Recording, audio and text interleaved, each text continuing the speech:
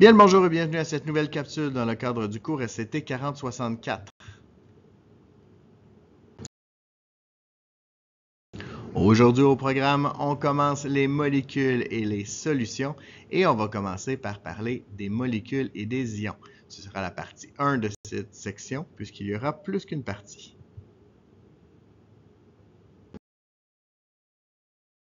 Commençons donc par un élément excessivement important à l'intérieur du tableau périodique.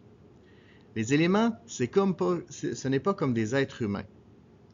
Pour être cool à l'intérieur du tableau périodique, il faut être stable chimiquement. Et donc, pour être stable chimiquement, évidemment, les modèles inégalés de la stabilité, ce sont les gaz nobles, ceux qu'on retrouve dans la dernière famille du tableau périodique. Qu'est-ce qui les rend aussi stables? Qu'est-ce qui les rend aussi cool au niveau des éléments? C'est très simple, ils ont leur couche pleine. Donc, contrairement aux êtres humains, les atomes doivent avoir leur couche pleine. Chaque élément va donc essayer, dans une certaine perspective, d'imiter les éléments des gaz nobles, donc de la dernière famille, le plus possible, le plus qu'ils peuvent, pour pouvoir atteindre cette stabilité et donc être stable.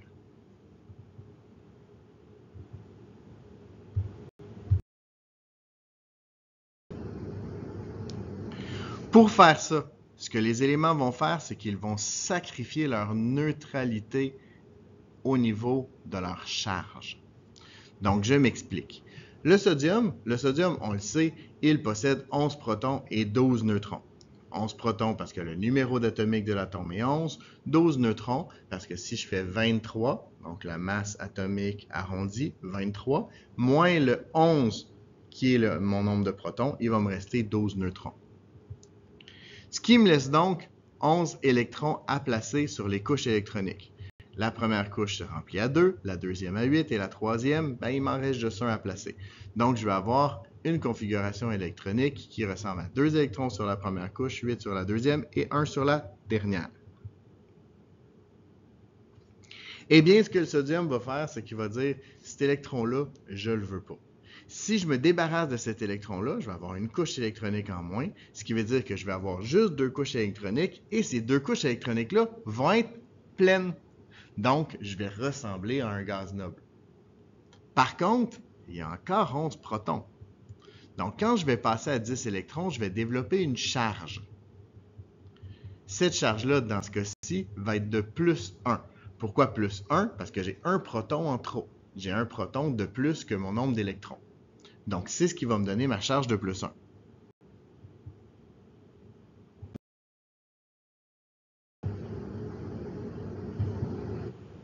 Prenons maintenant un deuxième exemple, le chlore. Le chlore a 17 protons, 18 neutrons et un total de 17 électrons, répertoriés comme suit. 2 électrons sur la première couche, 8 électrons sur la deuxième et 7 électrons sur la dernière. Pour lui, de perdre 7 électrons, c'est impensable, c'est beaucoup d'électrons. Il faut vous rappeler, quand on a parlé de la périodicité des propriétés chimiques, que ces électrons-là, en plus, sont particulièrement attirés par le noyau parce que j'ai beaucoup de protons qui les retiennent.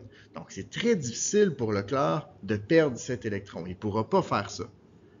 Par contre, si je gagne un électron, à ce moment-là, je vais avoir 3 couches électroniques pleines. Si j'ai 3 couches électroniques pleines, je ressemble à un gaz noble. Donc, il va sacrifier encore une fois sa neutralité électronique. Il va développer une charge pour pouvoir avoir la configuration électronique d'un gaz noble. Il va donc se retrouver à avoir 18 électrons et 17 protons. J'ai un électron de trop, donc je vais développer une charge de moins 1.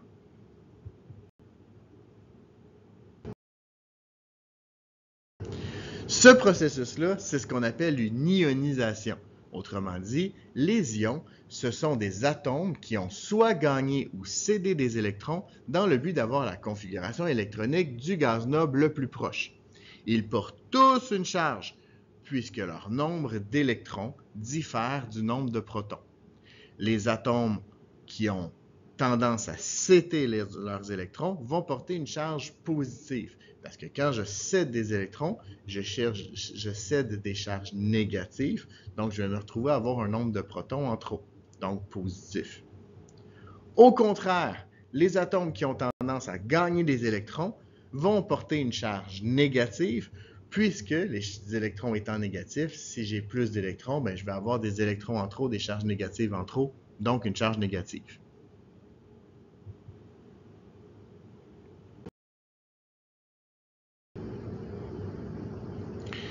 Je vais laisser tomber les éléments de transition parce que ça ne fait pas partie du cours et ça serait trop compliqué de vous expliquer ce bout-là.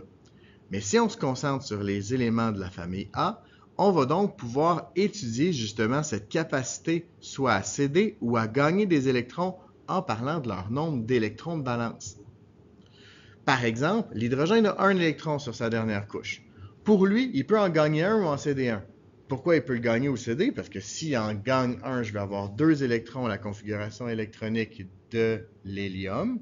L'hélium a 2 électrons qui complètent sa première couche électronique. Donc, l'hydrogène va être content. Si je cède mon électron, à ce moment-là, j'ai plus d'électrons. Si j'ai plus d'électrons, mes couches sont pleines. En fait, j'ai pas de couche électronique. Donc, ça aussi, pour lui, ça lui convient. Donc, je vais pouvoir développer une charge soit de plus 1 ou soit de moins 1. Mais dans chacun des cas, c'est un électron qui va être interchangé. Si on parle de tous les autres éléments de la famille 1A, donc on parle ici du lithium, sodium, potassium, rubidium, césium et francium. Pour ces éléments-là, ils vont tous avoir un électron sur la dernière couche électronique. Ces atomes-là vont vouloir céder cet électron-là, ce qui va leur développer une charge de plus 1. Pour les alcalino-terreux et pour la famille du bar, c'est exactement le même principe. Les alcalino-terreux vont céder 2 électrons qui leur donnent une charge de plus 2. Et la famille du bar vont avoir 3 électrons sur leur dernière couche, donc vont vouloir céder 3 électrons, ce qui leur donne une charge de plus 3. On arrive maintenant à la famille 4. La famille 4 veut avoir 8 électrons sur la dernière couche. Est-ce que c'est plus facile pour eux de gagner 4 électrons ou de céder 4 électrons? En fait, la réalité, c'est que ça lui importe peu. Et la réalité, c'est que, en fait, c'est rare qu'il va gagner ou céder des électrons. On en reparlera plus tard. Par contre, la charge la plus probable pour cet élément-là, s'il développe une charge, va devenir plus ou moins 4. Parce que c'est pas nécessairement plus 4, c'est pas nécessairement moins 4. Comme pour l'hydrogène, ça lui importe peu, soit de céder ou de gagner des électrons. En ce qui concerne les familles 5, 6 et 7, et là, vous comprenez que ça va être exactement le contraire. Donc, pour eux, c'est plus facile de gagner des électrons, ce qui va leur donner une charge négative. Donc, la charge la plus probable pour la famille 5, c'est moins 3. La famille 6, c'est moins 2. Et la famille 7, c'est moins 1. Je vous rappelle que je vais avoir 8 électrons sur la dernière couche. En ce qui concerne la famille 8, et j'inclus là-dedans l'hélium, même s'il y a seulement 2 électrons sur la dernière couche, ils n'ont aucune tendance. Ils ne veulent pas donner d'électrons, ils ne veulent pas recevoir d'électrons, ils veulent rien savoir de personne. Je vous rappelle, ce sont les éléments qui sont cool, qui sont stables, qui ne veulent pas réagir.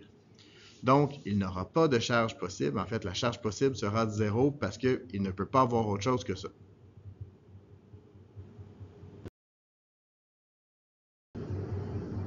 Et là, vous voyez où est-ce que je veux en venir. S'il y a des atomes qui aiment céder des électrons et des atomes qui aiment recevoir des électrons, là, il y a probablement des paires à faire ici.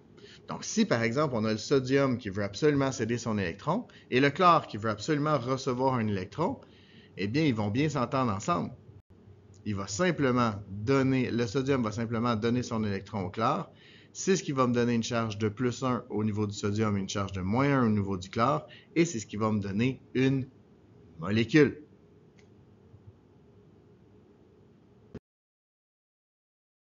Donc, une liaison ionique qu'on appelle, ça va se produire lorsqu'un atome dont la tendance est de céder des électrons cède un ou plusieurs électrons à un autre atome dont la tendance est de recevoir des électrons.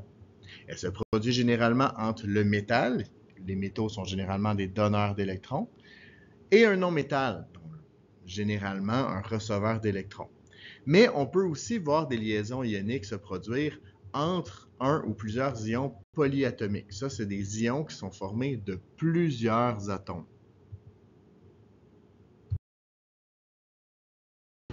On a déjà donné l'exemple du NaCl, le Na+, avec le Cl- qui donne du NaCl.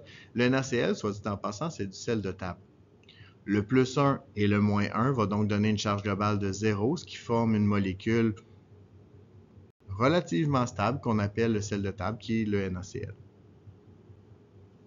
Si j'avais du calcium à la place d'avoir du chlore, eh bien là, j'ai un petit problème. Pourquoi? Parce que +2, -1, ça ne donne pas 0. Donc, le calcium va avoir besoin de 2 atomes de chlore pour le satisfaire. De cette façon-là, 2 fois -1, ça donne -2. Et si je lui ajoute le +2, ça donne une charge globale de 0, ce que je veux avoir. Donc, si on met du calcium avec du chlore, on n'aura pas du CaCl, mais bien du CaCl2, parce que je vais avoir besoin de 2 chlores pour satisfaire mon calcium.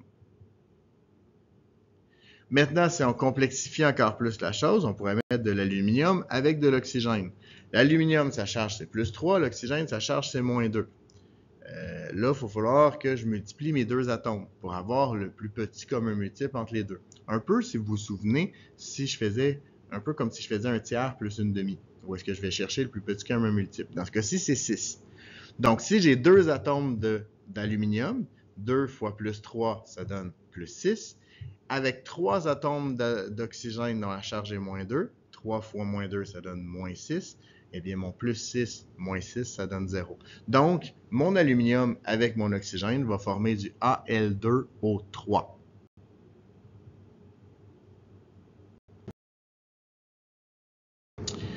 Je vous ai parlé des ions polyatomiques. Eh bien, vous en avez ici un tableau des ions polyatomiques les plus usuels qu'on va utiliser. Vous êtes particulièrement chanceux parce que ces noms-là, vous n'avez pas à les apprendre par cœur ni les charges d'ailleurs, parce que c'est les choses qui vont vous être données à l'examen.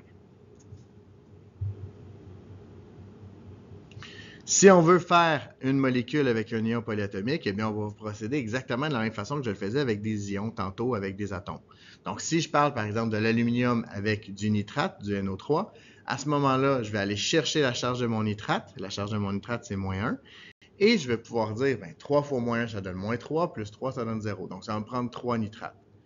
Attention de la façon que je l'écris, par contre. Ici, je vais rajouter des parenthèses. Pourquoi je rajoute des parenthèses? C'est que sans parenthèses, on pourrait penser que j'ai 33 oxygènes, ce qui n'est pas du tout le cas. Donc, ici, je vais dire, j'ai un atome d'aluminium et j'ai 3 fois l'ion nitrate. Donc, l'ion nitrate que je vais mettre entre parenthèses et je vais dire que je l'ai 3 fois. Même principe lorsque je partage 2 ions polyatomiques, donc j'ai seulement un ion polyatomique positif qui est l'ammonium, sa charge est de +1. Pour pouvoir satisfaire mon deuxième ion polyatomique qui était du sulfite dans ce cas-ci, qui est SO3-2, ça va me prendre 2 ammoniums, ce qui va donc me donner du NH4 2 fois SO3. Donc encore une fois, mon NH4, je vais le laisser entre parenthèses et je vais mettre un 2 pour m'assurer de dire à la personne qui me lit que j'ai 2 ammoniums dans ma molécule et un sulfite.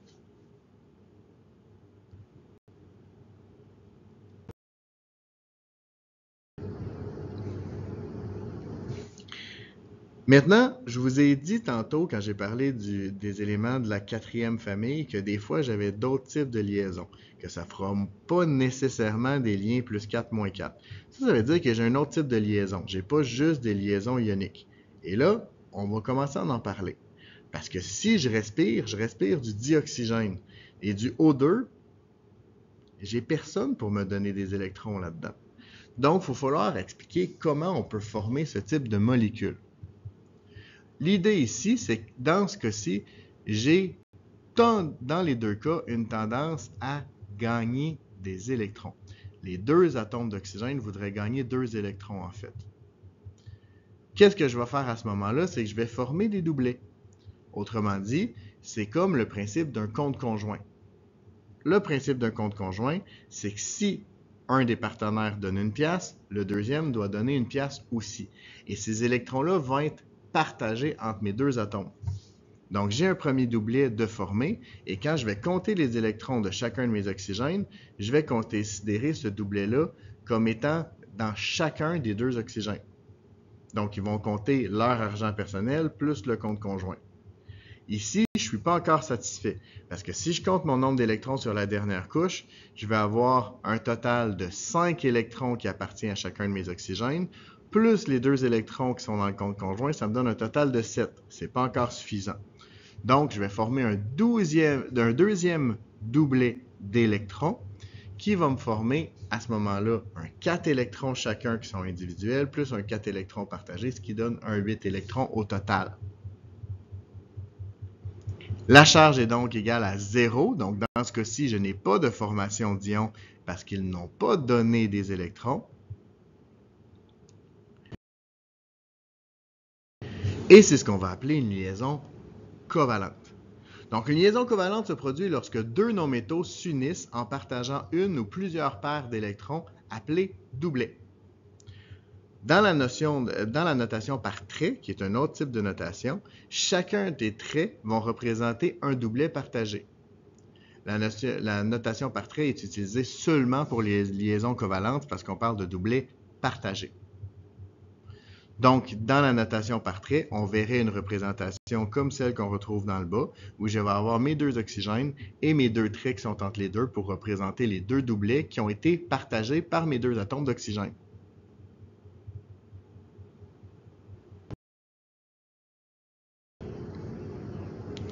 Dans certains cas, avec l'hydrogène ou avec les éléments de la quatrième famille notamment, ça peut être plus difficile de déterminer le type de liaison qu'on va avoir. Ce qui va nous permettre de le faire, en fait, c'est l'électronégativité. Vous vous souvenez, ça, c'était l'indice de la force d'attraction entre le noyau et les électrons au cours d'une réaction chimique. En vérité, on veut évaluer la différence d'électronégativité entre les deux éléments. Ce que je veux savoir, en fait, c'est si j'ai un élément qui est plus fort que l'autre, donc qui va être capable d'arracher les électrons à l'autre. Si je regarde le sodium, par exemple, le sodium a une électronégativité qui est très faible, alors que le chlore a une électronégativité qui est très élevée. C'est comme si j'avais un enfant avec un adulte. Eh bien, un enfant avec un adulte, ça nous donne une différence d'électronégativité qui est très grande, donc la liaison va devenir ionique. Le chlore va aller chercher l'électron, le sodium va le céder. C'est typiquement des ions.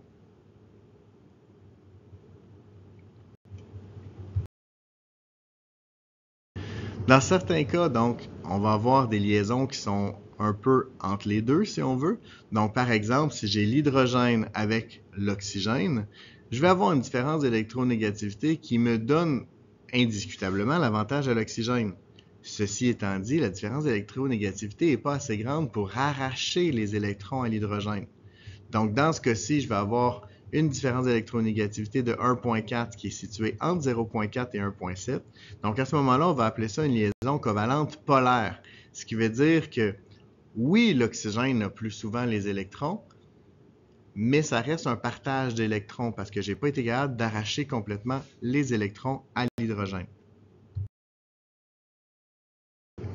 Et finalement, lorsqu'on a des différences d'électronégativité qui sont soit nulles ou presque nulles, autrement dit qui sont plus petites que 0.4, on va se retrouver à ce moment-là à avoir une liaison covalente pure.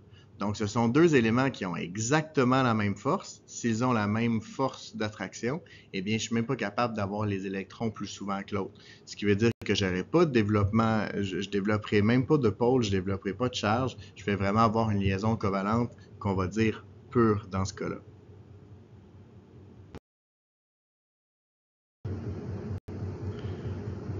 Donc, on dit ici, en résumé, que je vais avoir deux types de liaisons parce qu'honnêtement, la différence entre les liaisons covalentes pures et les liaisons covalentes polaires, c'est rare qu'on va en parler vraiment en détail. Donc, vraiment, pour être capable de faire la distinction, c'est vraiment entre la liaison ionique et covalente. Donc, si j'ai une liaison ionique, ça veut dire que je vais avoir une liaison entre un métal et un non-métal. On va parler à ce moment-là d'un échange. Un va donner un électron à l'autre. Et je vais avoir une différence d'électronégativité plus grande que 1.7. Si j'ai une liaison covalente, à ce moment-là, ça va être une liaison qui est généralement entre deux métaux. Je vais avoir un partage d'électrons et ma différence d'électronégativité va être plus petite que 1.7.